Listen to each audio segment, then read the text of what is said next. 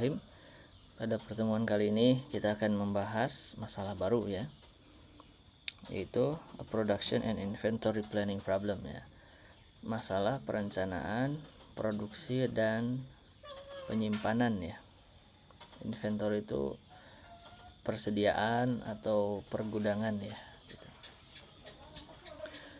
Now, one of the most fundamental problems ya. Jadi salah satu masalah yang sangat mendasar ya yang dihadapi oleh perusahaan manufaktur ya. Perusahaan manufaktur itu adalah perusahaan yang mengolah atau memproduksi atau mengolah dari bahan baku ya menjadi produk jadi gitu ya. Itu adalah perusahaan manufaktur ya. Dan salah satu masalah yang mereka hadapi itu adalah planning their production and inventory levels. Bagaimana merencanakan tingkat produksi dan persediaannya. Jadi berapa banyak barang yang harus diproduksi oleh perusahaan itu, termasuk berapa banyak barang yang harus disimpan atau di stok gitu ya. Nah, proses ini itu mempertimbangkan apa saja gitu ya dalam menentukan tingkat produksi dan persediaan. Itu memperhitungkan demand forecast sini ya. Jadi ada estimasi permintaan ya, kira-kira berapa nih permintaan pasar ya, karena itu akan menentukan berapa banyak barang yang harus diproduksi dan juga disimpan ya. And resource constraint ya, dan juga ketersediaan sumber daya ya, apakah itu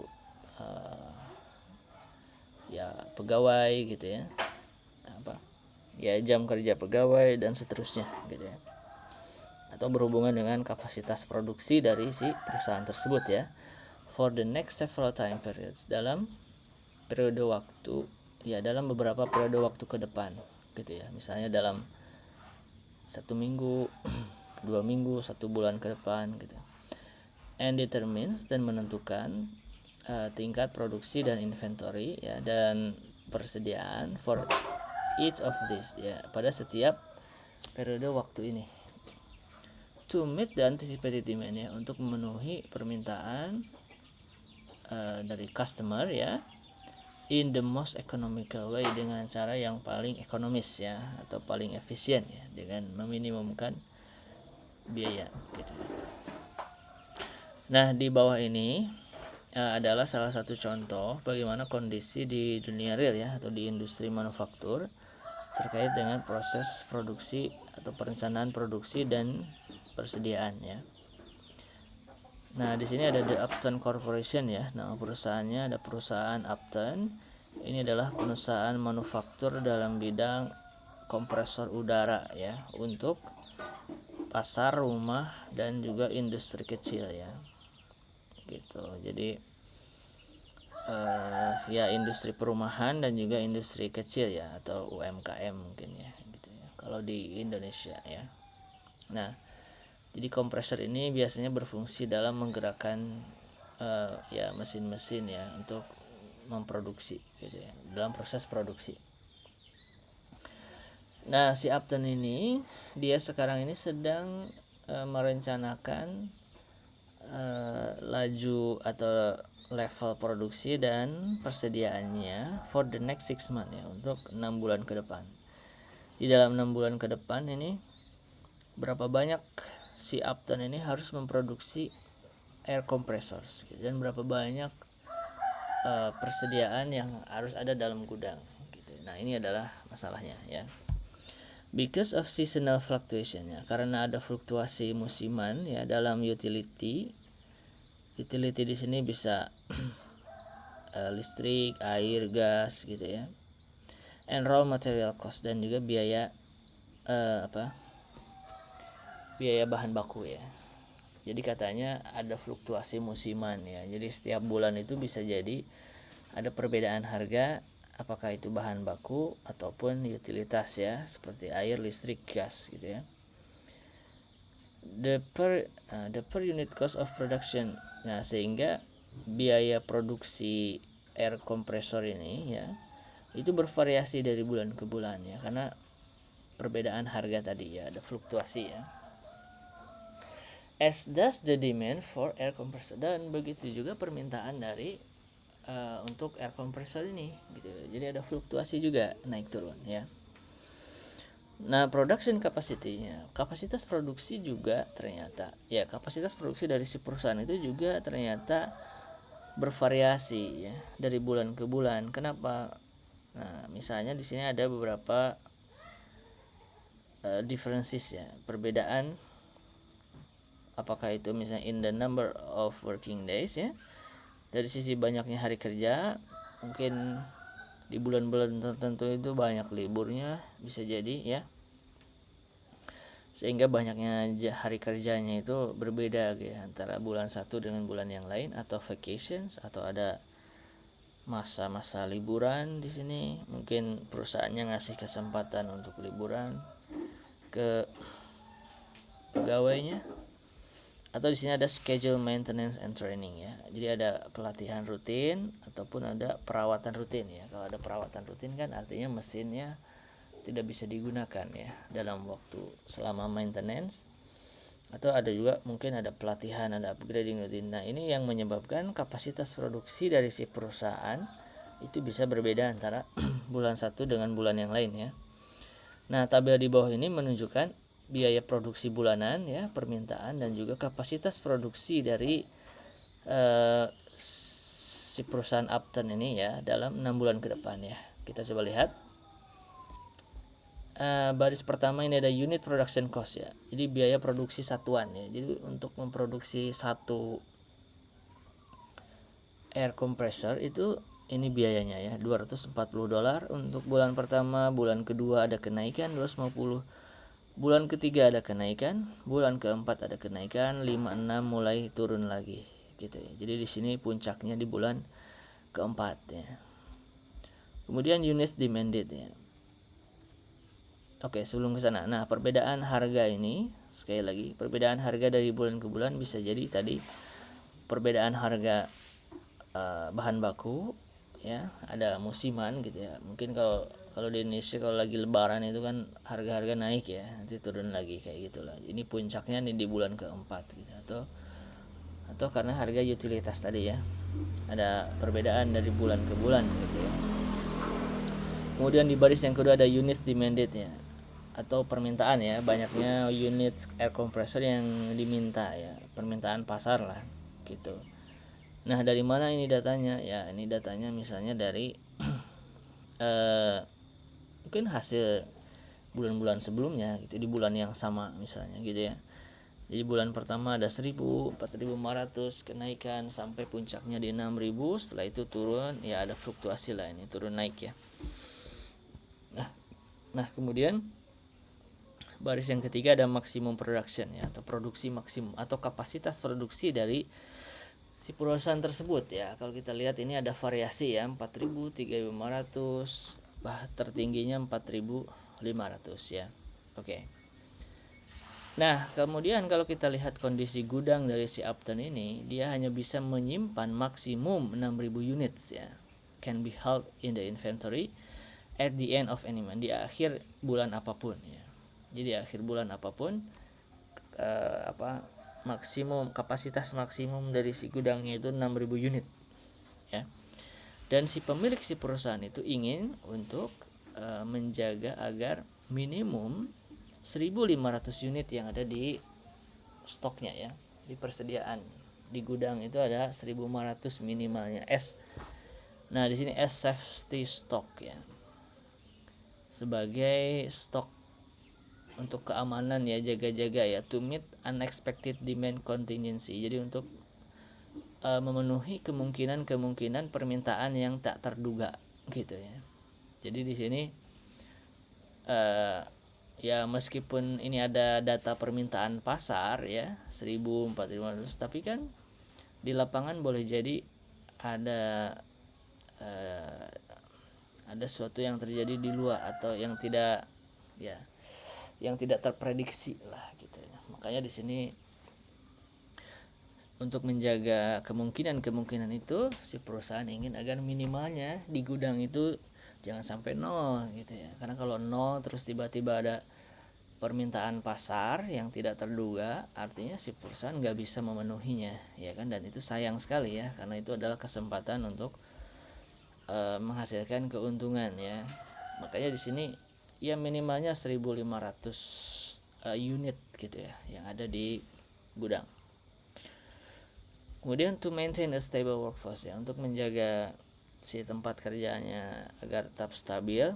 Nah, si perusahaan ingin untuk memproduksi no less than one half ya, tidak kurang dari setengah dari kapasitas produksi maksimumnya dari setiap bulan gitu ya. Jadi setiap bulan itu perusahaan ini kan punya kapasitas produksi yang berbeda-beda ya, dan si owner itu sudah menentukan katanya. Jadi jangan sampai, kan kapasitas produksi itu bicara tentang maksimum ya. Jadi kalau seandainya semua sumber daya yang ada di perusahaan itu dimaksimalkan, maka dia bisa mencapai memproduksi sebanyak ini gitu ya. Tapi ini maksimum gitu ya. Nah, di sini kebijakan si perusahaan itu ingin agar si produksinya itu katanya tidak kurang dari setengahnya.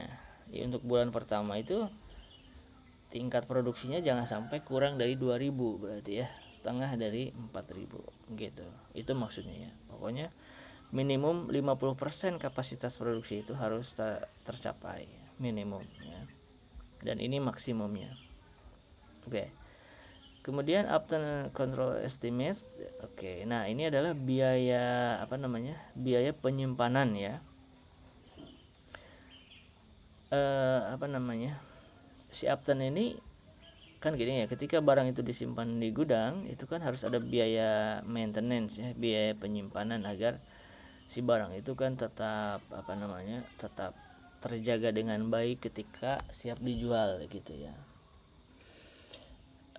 Nah, di sini ada biaya ya, diperkirakan ya biaya penyimpanannya itu untuk satu unit itu sebesar 1,5% ya dari biaya produksi di bulan yang sama ya. Ya tinggal dikali aja ya. Ini $240 misalnya untuk di bulan ke-1 dan biaya penyimpanannya 1,5% di bulan tersebut gitu.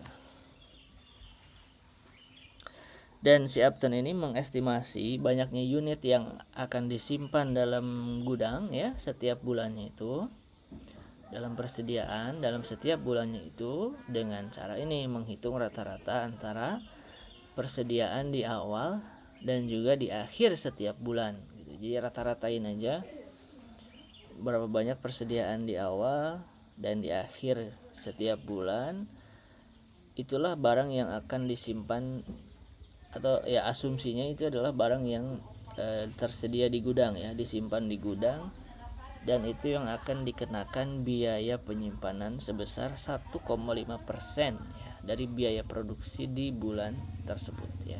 Oke. Nah, saat ini ada 2.750 unit ya yang ada di gudang ya, di persediaan uptime ini. Dan si uptime ini ingin mengidentifikasi ya perencanaan produksi dan juga persediaan untuk 6 bulan ke depan ya, yang akan memenuhi permintaan pasar ya, yang expected ya. Tapi di sisi lain juga si perusahaan sudah punya rencana bagaimana mengatasi permintaan yang unexpected ya, yang di luar perkiraan ya, while minimizing. Nah, dan di saat yang sama si perusahaan itu ingin meminimumkan biaya penyimpanan dan juga produksi ya. Nah, itulah kira-kira bagaimana masalah gambaran ya, masalah di dunia real di suatu perusahaan dalam perencanaan produksi ya.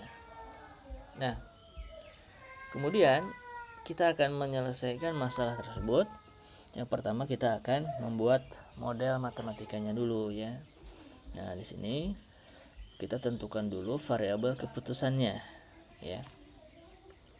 Variabel keputusannya di sini ada 6 ya.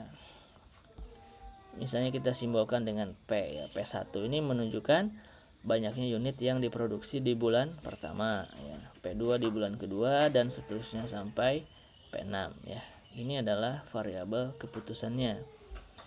Kemudian fungsi objektifnya apa? Nah, kalau kita lihat tadi di masalahnya, fungsi tujuannya kan dia mau meminimumkan biaya produksi dan juga biaya penyimpanan ya. Nah, di sini biaya produksi itu apa? Biaya produksi itu ini rumusnya ya kan. P1 itu masih ingat tadi itu adalah banyaknya unit yang akan diproduksi di bulan pertama. Sedangkan biaya produksi di bulan pertama itu sebesar $240. Jadi tinggal dikalikan aja ya. Terus ditambah dengan biaya produksi di bulan kedua, di bulan ketiga dan seterusnya sampai bulan ke-6 ya. Ini adalah biaya produksi yang akan diminimumkan. Nah, komponen yang kedua itu adalah biaya penyimpanan ya. Nah, biaya penyimpanan ini agak tricky katanya, lebih tricky ya. Tadi disebutkan bahwa biaya penyimpanan itu adalah 1,5% dari biaya produksi di bulan yang sama ya. Nah, di sini misalnya ya, kalau untuk barang yang seharga $240 biaya produksi di bulan pertama, maka 1,5% dari 240 itu adalah $3,6 ya. Ini adalah biaya produksi biaya penyimpanan di bulan pertama ya. Di bulan kedua biaya penyimpanannya itu 1,5% kali 250 yaitu $3,75 dan seterusnya sampai bulan ke-6 ya. Kemudian di sini banyaknya unit yang akan disimpan di gudang ya. Itu dihitung dengan cara merata-ratakan persediaan atau berapa banyak unit di awal dan di akhir bulan tersebut gitu. Nah, tentu saja katanya persediaan di awal bulan itu sama dengan persediaan di akhir bulan sebelumnya gitu ya. Jadi misalnya banyaknya persediaan di akhir bulan Januari itu 1000, berarti banyaknya persediaan di awal bulan Februari itu juga 1000 ya. Oke, nah misalnya di sini BI itu merepresentasikan persediaan di awal bulan ke I ya. Maka total biaya penyimpanannya itu adalah ini ya. Di bulan pertama itu biaya penyimpanannya 3,6 tadi ya. $3,6 dikalikan dengan banyaknya barang yang disimpan di gudang. Dan banyaknya barang yang disimpan di gudang itu adalah B1 tambah B2.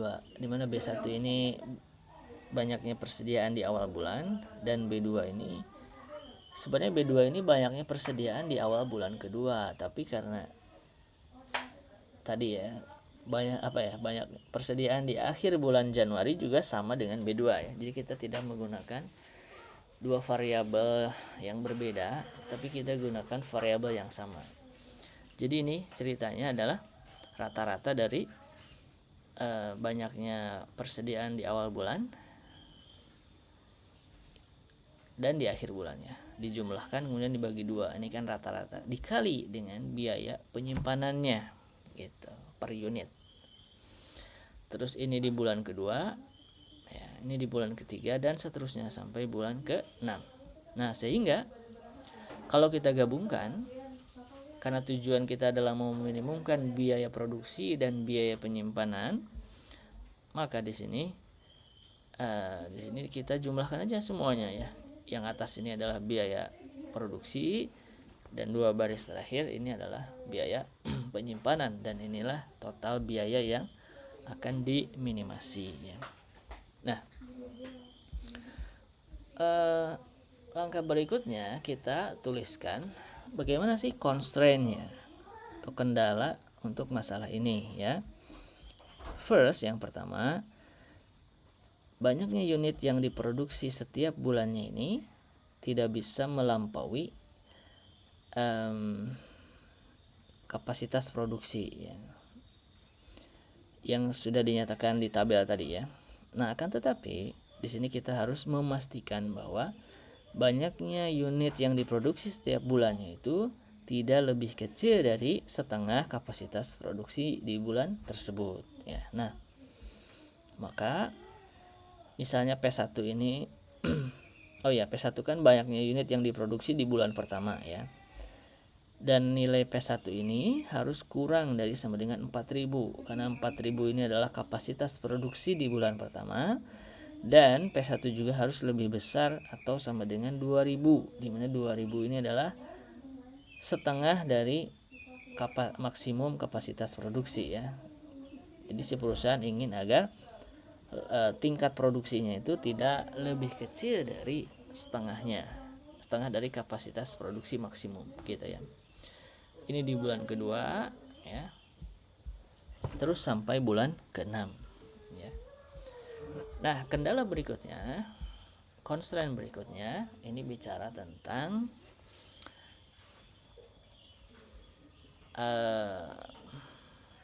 apa ini? Oh iya, tentang persediaan di gudang ya. Bahwa persediaan di gudang itu minimalnya 1.500 unit dan maksimumnya 6.000 unit ya. Seperti tadi yang sudah dinyatakan di awal ya. Dan di sini kita harus menuliskan dulu atau memformulasikan bagaimana sih rumus persediaan akhir itu ya. Persediaan di akhir bulan maksudnya ya. Dan persediaan di akhir bulan itu sama saja dengan persediaan di awal bulan ditambah dengan banyaknya unit yang diproduksi di bulan tersebut dikurangi dengan banyaknya unit yang terjual ya. Unit sold, banyaknya unit yang terjual ya. Kebayang gak gini, misalnya di awal bulan persediaan itu udah 1.000 ya. Terus di bulan tersebut si perusahaan itu memproduksi 2.000 unit. Berarti kan banyaknya unit yang dipunya oleh si perusahaan itu kan 1.000 tambah 2.000 ya kan. Jadinya 3.000. Terus di bulan tersebut ternyata laku 1.500 ya. Berarti yang terjual 1.500. Berarti kan unit yang tersedia di perusahaan tersebut kan ada 1.500 gitu ya di akhir bulan gitu. Jadi ini adalah formula dari bagaimana berapa banyak sih persediaan di akhir bulan gitu ya. Dan oke, ini adalah formulasi matematisnya ya. Jadi B1 ditambah P1 dikurangi 1.000. Ini adalah rumus dari persediaan di akhir bulan pertama, di mana B1 itu persediaan di awal bulan, P1 ini banyaknya unit yang diproduksi di bulan pertama dikurangi dengan banyaknya unit yang terjual. Masih ingat tadi demand di bulan pertama itu 1.000 ya. Dan kalau kita jumlahkan B1 tambah P1 terus dikurangi 1.000, maka nilainya ini menggambarkan banyaknya persediaan di akhir bulan. Dan itu yang akan tersimpan di gudang ya. Dan nilainya ini harus lebih kecil atau sama dengan 6.000 sebagai kapasitas penyimpanan di gudang tersebut ya. Dan harus lebih besar atau sama dengan 1.500 karena si perusahaan itu tadi ingin agar untuk safety stock ya atau cadangan amannya ya, untuk mengatasi kemungkinan yang tidak terduga, itu minimalnya ada 1.500 unit yang ada di gudang gitu ya.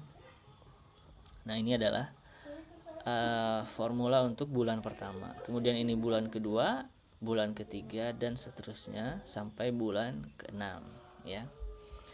Finally, nah, yang terakhir, constraint yang terakhir, bagian ketiga nih, untuk memastikan bahwa banyaknya unit di awal bulan itu sama persis dengan banyaknya persediaan di akhir bulan sebelumnya, maka kita harus menuliskan formula ini gitu ya. B2 sama dengan, masih ingat B2 itu kan persediaan di awal bulan kedua ya. Itu sama saja rumusnya dengan persediaan di akhir bulan sebelumnya atau di akhir bulan pertama, dan inilah persediaan di akhir bulan pertama itu ini ya. Jadi B1 tambah P1 dikurang 1.000 ini kita notasikan dengan B2, persediaan di awal bulan kedua dan seterusnya sampai bulan ke-7 ya. Berarti persediaan di awal bulan berikutnya, bulan ke-7 ya. Gitu. Nah, atau di sini boleh juga ini diganti dengan B2 juga boleh ya. Jadi B2 harus lebih kecil atau sama dengan 6.000 dan B2 harus lebih besar atau sama dengan 1.500 ya, karena pasti akan terkoneksi dengan rumus ini, constraint yang bawah. Nah, di sini nilainya sama dengan ya, karena harus sama persis ya. Persediaan di awal bulan itu sama dengan persediaan di akhir bulan sebelumnya. Oke, udah. Itu ada 3 bagian ya constraint-nya. Yang pertama tentang level produksi ya. Kemudian yang kedua, bagian kedua ada level penyimpanan. Dan yang ketiga ini untuk keseimbangan antara terkait penyimpanan ya di awal bulan dan di akhir bulan sebelumnya. Oke. Dan kalau kita tuliskan semua formulasi matematisnya itu seperti ini ya. Ini fungsi objektif diikuti dengan constraint ya atau kendala ya. Oke. Nah, langkah berikutnya kita baru akan menyelesaikan masalah yang tadi menggunakan bantuan Excel ya. Oke, saya akan langsung buka Excel saja ya. Jadi kalian bisa membuat tabel dulu seperti ini ya. Oke, saya akan menunjukkan tabel saya ya. Nah, ini adalah tabel yang sudah saya buat ya sesuai dengan yang tadi. Di sini ada 6 kolom ya. Bulan pertama, kedua, dan seterusnya sampai bulan ke-6 ya. Di sini ada beberapa perbedaan warna ya. Saya sengaja bedakan. Nah, untuk yang berwarna biru ini adalah variabel keputusannya, sel dari variabel keputusan ya. Kemudian yang warna orange di sini ini adalah sel constraint ya, kendala ya. Kendala. Sebenarnya yang bawah juga nanti ada rumus kendalanya ya. Ada rumus kendalanya. Oke, atau gini, yang warna orange itu ada rumusnya ya. Yang warna orange itu ada rumusnya.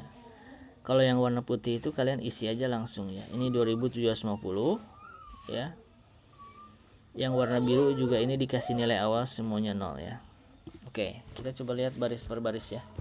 Di baris pertama di sini ada inventory awal ya. Inventory awal bulan. Itu 2750 karena kalau tadi kalian lihat lagi soalnya, si Upton ini di awal bulan pertama dia mempunyai stok sebanyak 2750 unit ya. Nah, adapun kolom kedua dan seterusnya nanti rumusnya kita lihat ya. Nah, di baris kedua ada unit produce ya. Ini adalah banyaknya unit yang diproduksi atau P1, P2 dan seterusnya sampai P6 dan semuanya kita set 0 dulu ya. Di awal ya.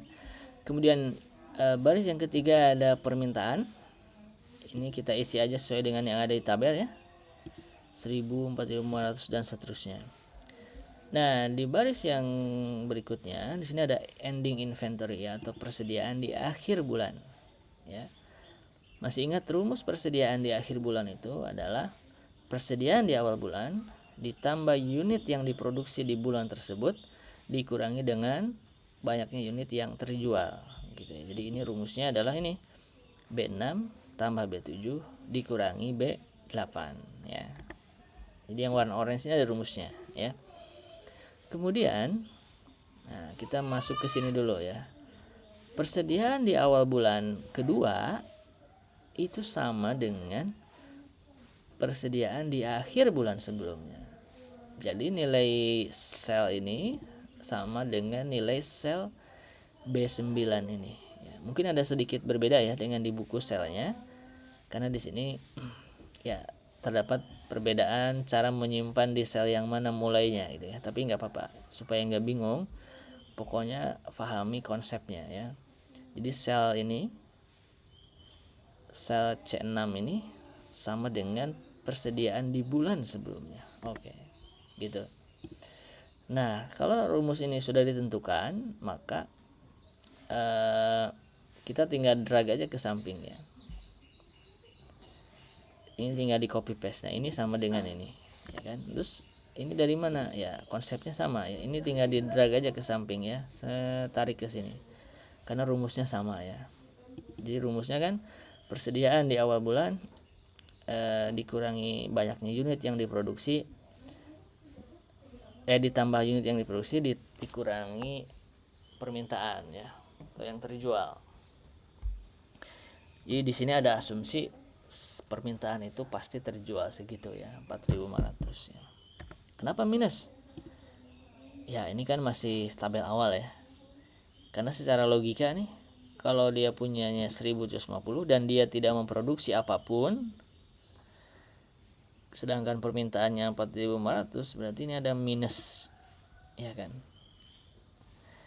Beda dengan di bulan pertama ya, karena persediaan 2.750, permintaannya 1.000, berarti kan masih ada sisa 1.750 ya, dan seterusnya ya. Oke. Nah, di baris berikutnya di sini ada minimum production ya, produksi minimum. Ini ada rumusnya juga ya. Oke.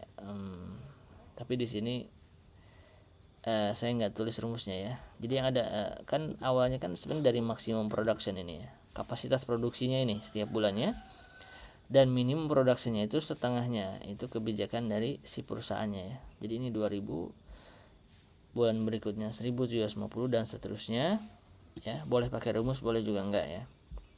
Oke. Kemudian ini terkait produksi ya, dan terkait penyimpanan ini juga ada batasan maksimum dan minimum ya. Maksimumnya sesuai dengan kapasitas gudang, dan minimumnya tadi sesuai kebijakan dari si perusahaan agar ada stok persediaan di gudang ya, enggak sampai 0 tapi minimal 1.500 unit ya. Kemudian ini adalah biaya produksinya setiap unit ya, dari tabel dari awal 240, 250 dan seterusnya. Kemudian ini adalah biaya penyimpanannya ya, 1,5% dari biaya produksi ya. Jadi ini pakai rumus nih, 0,015 kali B17 ya. Kalau udah di set 1 ini tinggal ditarik, di drag ke sini sampai akhir ya. Kemudian dua baris terakhir di sini ada monthly production cost ya, biaya produksi bulanan ya. Biaya produksi bulanan itu apa? Nah, biaya produksi bulanan itu kan adalah perkalian antara banyaknya unit yang diproduksi dengan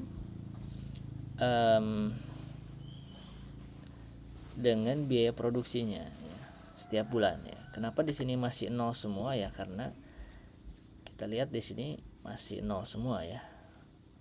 Unit produksi banyaknya unit yang diproduksinya. Kemudian di baris terakhir ini adalah biaya penyimpanan bulanan.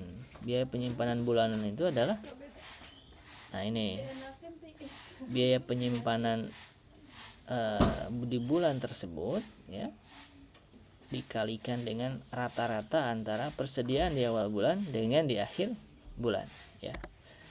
Kenapa ini ada yang minus ya? Karena ini masih awal ya, belum ada nilai apapun. Oke. Itu cara mengeset tabel, dan terakhir kita buat satu sel khusus untuk total biaya ya. Total biayanya itu kan tadi total dari biaya penyimpanan ditambah dengan biaya persediaan ya. Oke. Ini adalah tabel sebelum kita menggunakan Excel solver. Nah, langkah berikutnya kita tinggal menuju ke data, kemudian solver. Oh, ini udah ada nilainya ya, saya hapus dulu. Oke, nah ini udah saya reset. Fungsi objektifnya adalah ini, total biaya ya kan. Kemudian variabel keputusannya apa? Masih ingat P1 sampai P6, dan itu adalah unit yang diproduksi setiap bulan ya. Nah, kemudian constraint-nya apa? Ini kan. Nah, coba kita lihat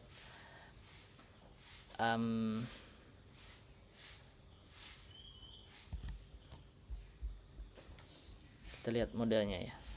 Nah, Yang pertama tentang banyaknya unit yang diproduksi ya, tentang level produksi ini, production level ya, P1, P2 dan P6 ini ada limitnya. Oke, berarti kita tambah constraint ya, banyaknya unit yang diproduksi itu adalah ini ya. Oke, dan dia harus ya lebih kecil dari maksimum produksinya. Ini berarti ke sini dulu, terus ke sini ya. Nah gitu. Oke, dan banyaknya unit yang diproduksi ini juga harus lebih besar atau sama dengan setengah dari kapasitas produksi maksimum ya. Oke, itu yang level produksi ya. Nah, berikutnya ini bicara tentang persediaan di akhir bulan ya. Persediaan di akhir bulan itu atau banyaknya barang yang disimpan di gudang, ini ada batasannya ya. Nah, ini bicara tentang itu bicara tentang ending inventory ya. Ini adalah banyaknya persediaan di akhir bulan nih, karena kita udah pakai rumus tadi ya, yang biaya persediaan di awal bulan ditambah dengan unit yang diproduksi dikurangi dengan permintaan. Nah, kita udah gunakan rumus tadi kan. Jadi yang ini harus lebih kecil atau sama dengan maksimum inventory ya. Sorry belum dipindahin.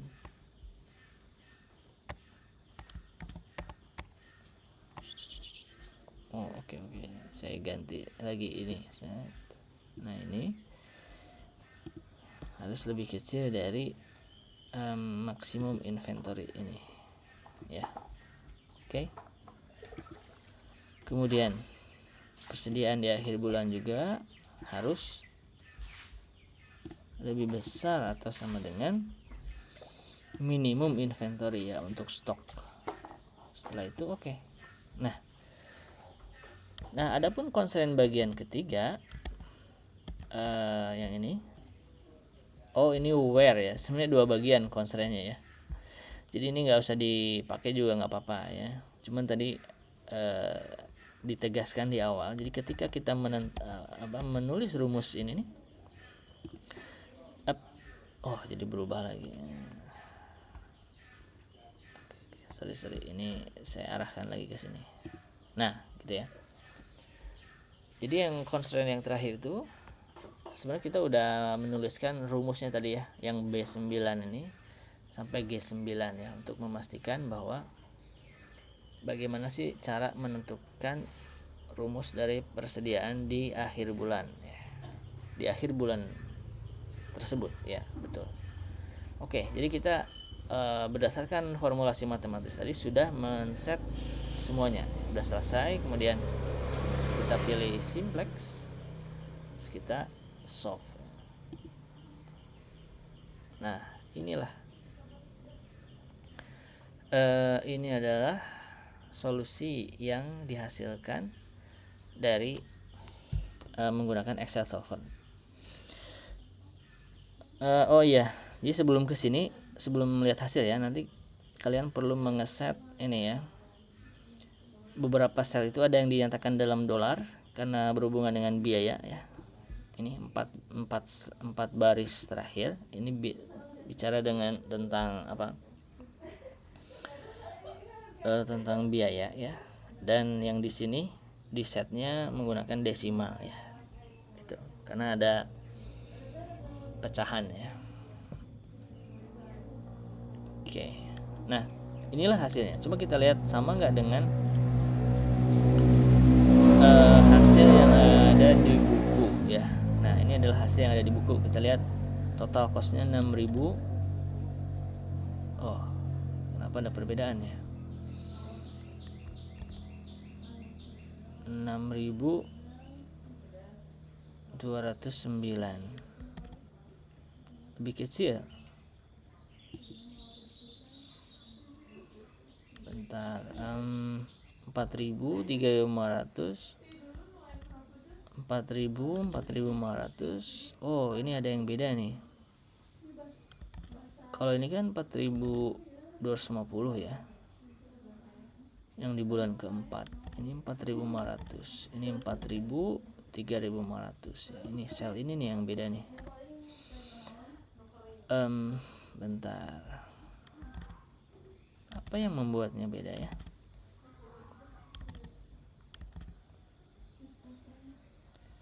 Apa ada salah rumus? Gini aja ya, untuk membandingkan.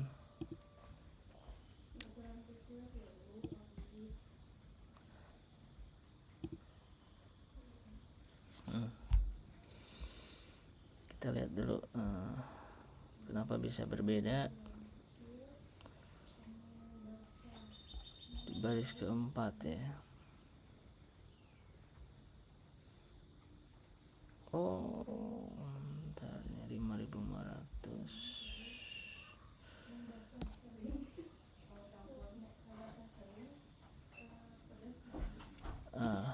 Karena di bulan keempat beda, akhirnya di bulan kelima juga beda ya, bulan keenam juga mempengaruhi.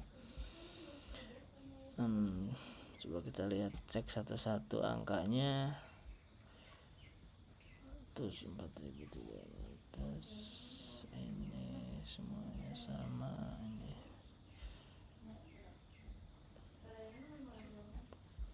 3,6, 3,7, 8.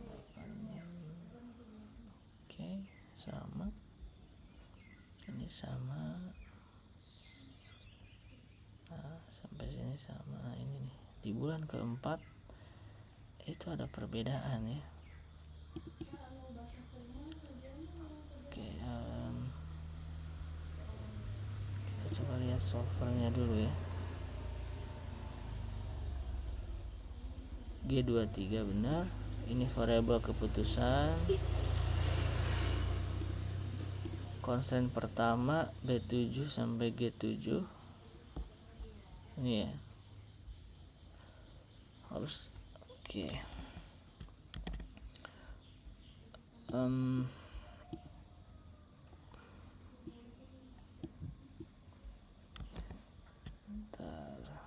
Coba kita lihat di nah ini nih, ini kan konstrennya ya, ada 4. Nah, kalau di contohnya sel C ya, kalau saya B, jadi B9 sampai H harus kurang dari C15.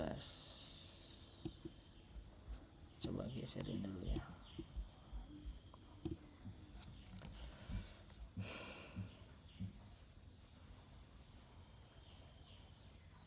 Oh, ini bicara C7 dulu. Oh, B9 nih yang bawah nih. Kalau saya B9 sampai G9, kalau ini C9 sampai H9 ya. B15, G15 sama. Kemudian ini yang lebih besar darinya sama. Terus konstren ketiga itu yang 7 ya, baris 7 harus sama dengan B12. Kemudian ada konstren yang terakhir yang baris 11 ya. Kalau kita lihat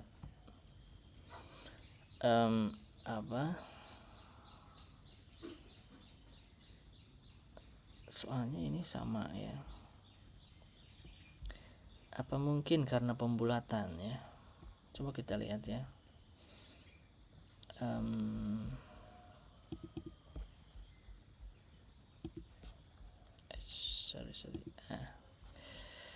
Mungkin karena pembulatan ya. Pembulatan tuh terjadi ini nih. Ini kan 1,5% ya. Kalau kita lihat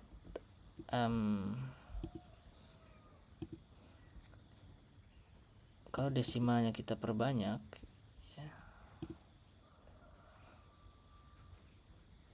Nah, ini ada 3 digit nih di sini nih.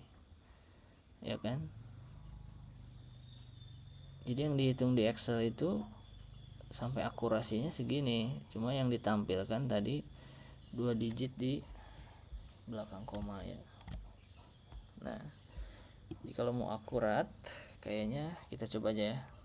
Jadi ini jangan pakai rumus, ini 3,6 3,75 ya kan, 3,98 4,28 4,20 3,90. Gak berubah tapi ya.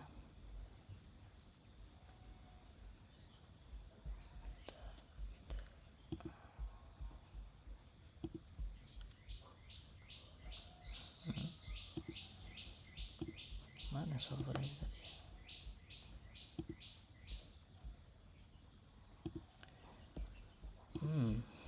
Beda ya.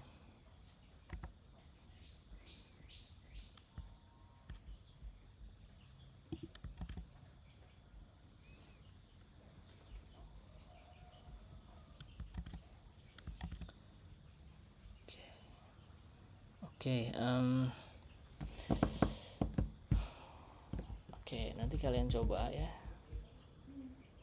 Apakah punya kalian sama atau beda ya? Sini ada perbedaan ya. Dari mulai bulan keempat ya. Ini 4.500, ini 4.250 ya. Ada selisih. Tujuannya udah minimas. Pantesan. Ini tujuannya maksimasi ya. Sorry. Ini tujuannya mau minimasi ini. Nah, ini penyebabnya ya. Soft. Nah, hasilnya sama nih sekarang. $6.209,403. Ini karena pembulatan nih. Coba kita kembalikan ke rumus tadi ya. 0,015 kali ini pakai sama dengan ya 0,015 kali nih. Oke, kita drag. Nah, sama sekarang ya. 6.209 6 juta ya. $6.209.403. Ini adalah biaya yang harus dikeluarkan oleh si perusahaan Upton ini ya, termasuk di dalamnya biaya produksi dan biaya penyimpanan. Kalau kita lihat hasil nilai optimalnya di sini, ini adalah jadi di bulan pertama ya, biaya produksi banyaknya unit yang diproduksi oleh si perusahaan itu 4.000 ya, sehingga kalau kita lihat persediaan di akhir bulannya ini besar sekali ya, 5.750.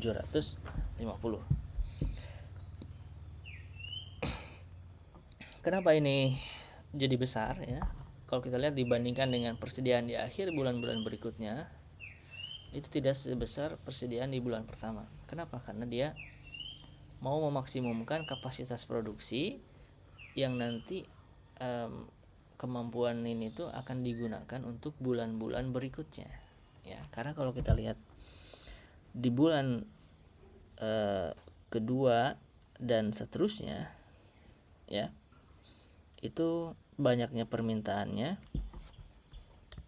Coba kita lihat di tabelnya dulu ya.